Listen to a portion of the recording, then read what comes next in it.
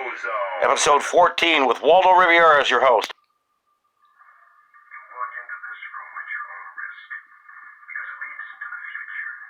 Not a future that will be, but one that might be. This is not a new world. It is simply an extension of what began in the old one. It has patterned itself after every dictator who has ever planted a ripping imprint of a boot on the pages of history since the beginning of time. It has refinements, technological advancements, and a more sophisticated approach to the destruction of human freedom. But like every one of the superstates that preceded it, it has one iron rule. Logic is an enemy and truth is a menace. Any state, any entity, any ideology that fails to recognize the worth, the dignity, the rights of man, that state is obsolete. Welcome to episode 14 of the Joe Zone. I'm your host once again, Waldo Rivieria. It's November the 7th. It's 4 days since the election. Still no winner declared. But old, sleepy, sniffy Joe decided to make an address to the public today. I want you guys to pay attention because at 47 seconds in is where it starts, then at 57 seconds, and then just about every minute or so. Also, pay attention on how he takes his mask off in the beginning and watch what happens at the end. Okay? And Kama Camellia is with him too. We're going to do a video all about her. So here we go. I'll comment as we go along.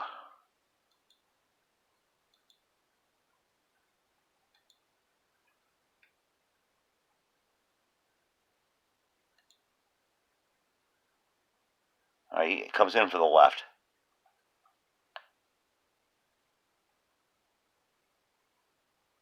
Good evening, fellow Americans. We don't have a final declaration of victory yet, but the numbers tell us it's clear. Tell us a clear and convincing story. We're going to win this race. Just look at what has happened since yesterday. 24 hours. We were behind in Georgia. Now we're ahead. And we're going to win that state. 24 hours ago, we were behind in Pennsylvania. And we are going to win Pennsylvania. And now we're ahead. But there it is. First one. Arizona. First one. And in Nevada. In fact, our lead just doubled in Nevada. We're on track to over 300 electoral college votes. And look at the national numbers. Number 2. We're going to win this race with a clear majority of the nation behind us. We've gotten over 74 million votes. Let me repeat that. 74 million votes. That's more than any presidential ticket has ever gotten in the history of the United States of America. And our vote total is still growing. We're beating Donald Trump by over 4 million votes. And that's a margin that's still growing as well. One of the things I'm especially proud of is how well we've done across America. And we're going to be the first Democrat to win in Arizona in 24 years. We're going to be the first Democrat to win Georgia in 28 years. And we've rebuilt the blue wall in the middle of the country that crumbled just 4 years ago. Really? It's all red. Pennsylvania, Michigan, Wisconsin, the heartland of this nation. Stand by. Let's look at the blue wall.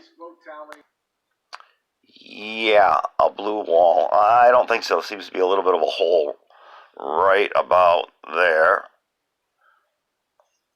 More like a maze of cheat and deceit.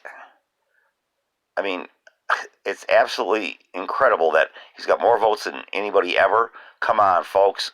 Stop drinking the freaking Kool-Aid. Okay? There's no way this is legit. No way. No way. Absolutely no way. It's just amazing that before they started counting all these secret ballots or box ballots, Trump was just all over it. All over it. Let me see what I can find here. I had something else I wanted to show you. Let me see here. What did I do with it? What did I do with it? Oh, here we go.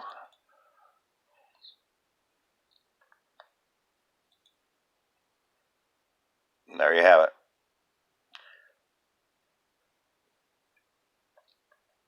They must all think we drank the Kool-Aid.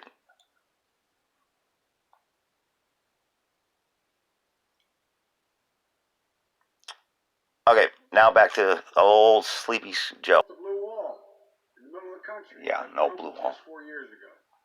Pennsylvania, Michigan, Wisconsin, the heartland of this nation. I know watching these vote tallies on TV moves very slow, and as slow as it goes, it can be numbing. But never forget, the tallies aren't just numbers. They represent votes and voters. Men and women who exercise their fundamental right to have their voice heard. And what's becoming clear each hour is that record number of Americans of all races, faiths, religions chose change over more of the same. They've given us a mandate for action on COVID, the economy, climate change, systemic racism.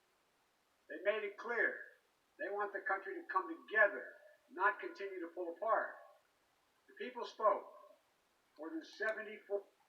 And there's absolutely no way you can solve any of those problems whatsoever. They'll be there in 4 years. They'll be there in 8.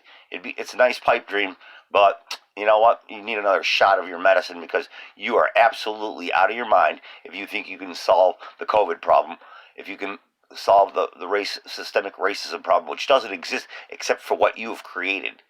Okay? It's your creation, Joe, you racist. 4 million Americans. And they spoke loudly for our ticket. But while we're waiting for the final results, I want people to know we're not waiting to get the work done and start the process. Yesterday, Senator Harris and I held meetings with groups of experts on public health and the economic crisis this country is facing. What economic crisis? The pandemic, as you also know, is getting more worrisome all across the country. More worse? Daily cases are skyrocketing. It is now believed that we could see as many as 200,000 cases in a single day. Yeah, but no, they're not going to die. 140,000 lives lost to this virus. And it's slowing. 140,000 empty chairs, kitchen tables, and dining room tables all across America. We'll never be able to measure all that pain and the loss, the suffering that so many families have experienced. We know something about what it feels like to lose to someone. It feels like to lose someone. I want them to know they're not alone. Our hearts break with you.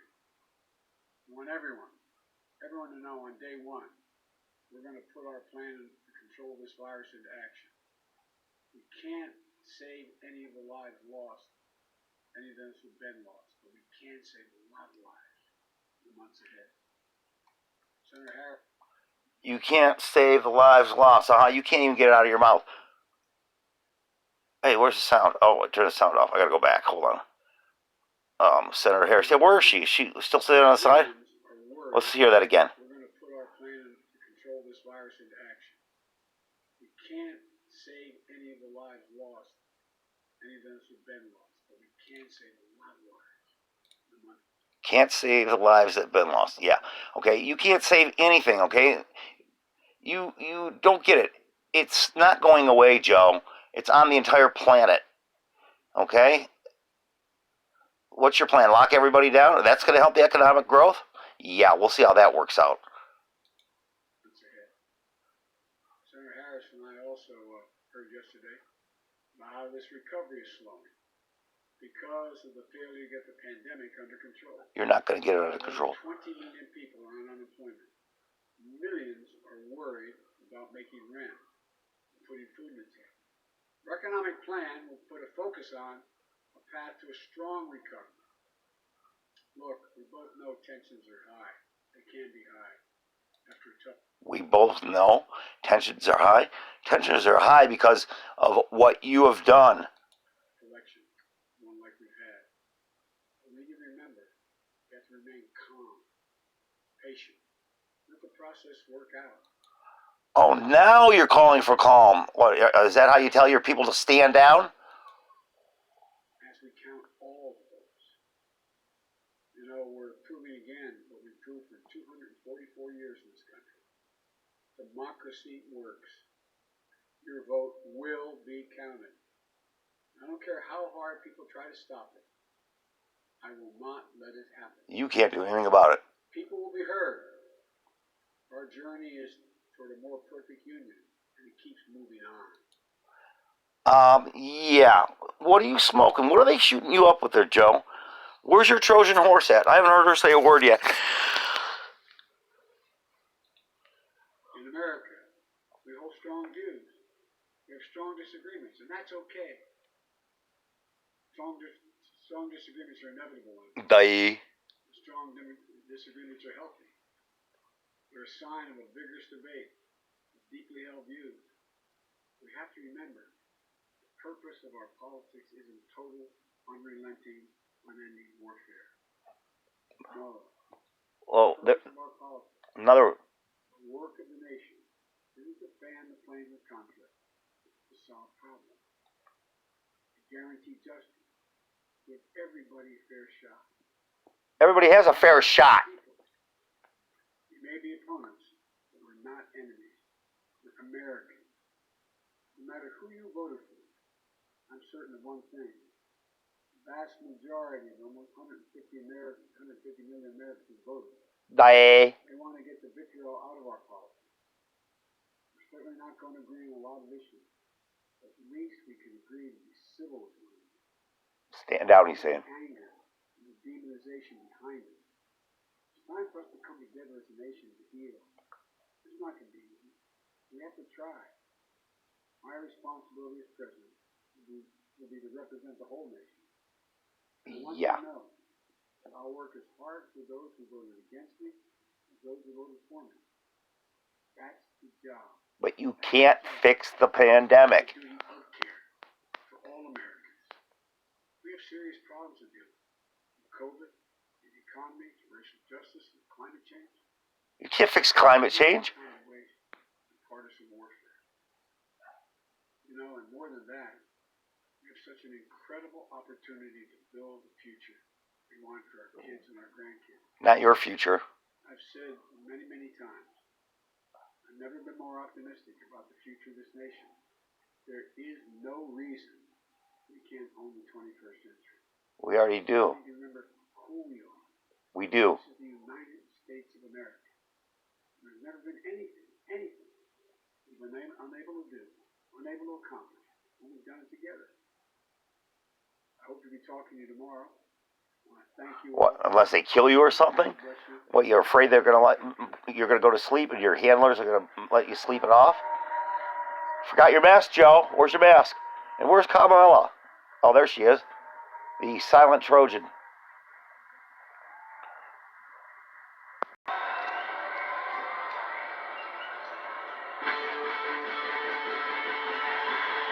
Joe theme song. Yep, that's Joe. Johnny Rotten. Love him.